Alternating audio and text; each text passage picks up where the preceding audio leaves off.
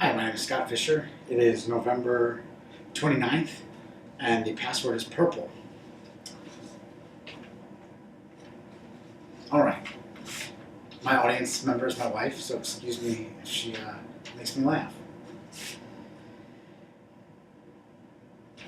The arts have been a big part of my life, which you know.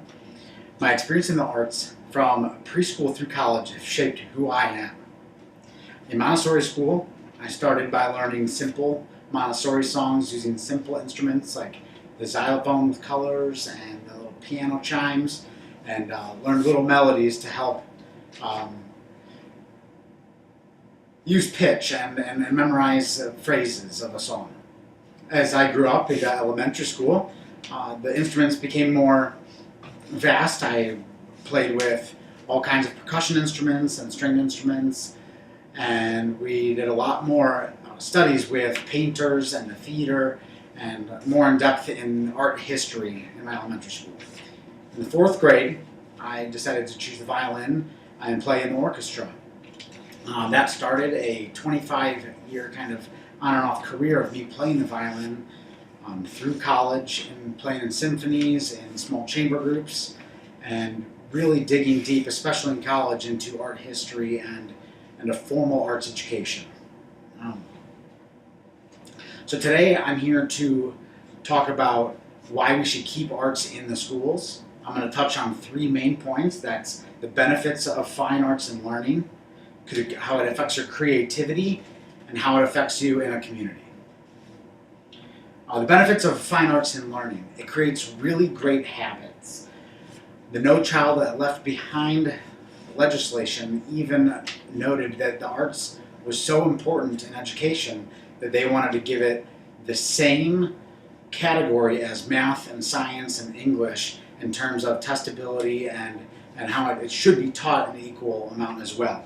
Now, a lot of people say that it is not being taught the same amount, and they are teaching a very abbreviated arts experience in order to just maintain that minimum level needed for standardized testing. The arts really creates good habits. It teaches you to be meticulous. It gives you rhythm, which translates into more just cognitive working with your hands and being able to put what you're thinking into what you're doing. With brain tendencies, it is proven to be increased proficiency and achievement in math and many other studies. As far as communication in the early learning in arts, Fran Smith said that the arts can connect people more deeply to the world and open them to new ways of seeing, creating a foundation to forge social bonds and community cohesion. So at a very young age, it's giving these children a way to be together as one. Now how it affects your creativity. Translation in daily life, it really improves your critical thinking. It shows you how these shapes out of paper and teaches you how to make something out of them and introduce passion into just a black and white piece of paper. It also is proven to have increased ability to organize your writing. If you can identify music and you can flow with the music, it's also going to help you become a better writer and learn the ups and downs of writing. It also brings out a lot of creativity and innovation. It is proven also that people who have formal arts training and education are more entrepreneurial, and they strive to do better and create. And what it did a lot for with me is develop confidence.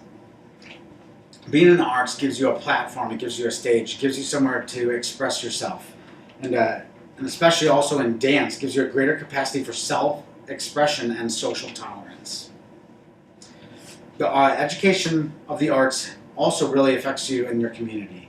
It gives you a lot of social opportunities, whether that's being in the band, the orchestra, the theater, painting groups.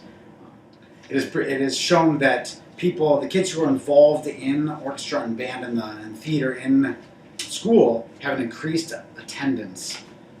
It also really levels the playing field for people of different income levels. More affluent generations, more affluent families have exposed their kids to the arts growing up. They had money to take them to the Nutcracker at Christmas. They were able to take them to theater productions and see concerts in the park, etc. So having this kind of arts in the school system allows even the lower income families who can't do that in their free time, it allows those children to see these through videos and field trips and things of that nature. It also gives you a great opportunity to further your education with scholarships. Participation in the arts was correlated with a higher occupational aspirations. So it really drives these kids to do better, to be able to attend these schools on music scholarships, and really it gives them purpose and a drive to be better. It also now really gives them a sense of belonging.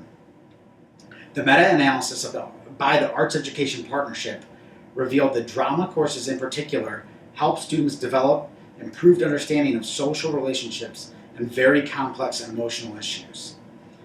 The arts education is not only teaching kids how to play the trumpet or how to act in theater, but it's bringing in these very complex social environments that are teaching kids how to be better and better understand each other. As public policy gears schooling more and more towards standardized testing, the fine arts take even more of a backseat. Let's vow to keep the school subject that truly sparks the minds of children, creates individuality, and soars away from educational monotony. Now is the time. Call your legislature, create conversation, and vote. Thank you.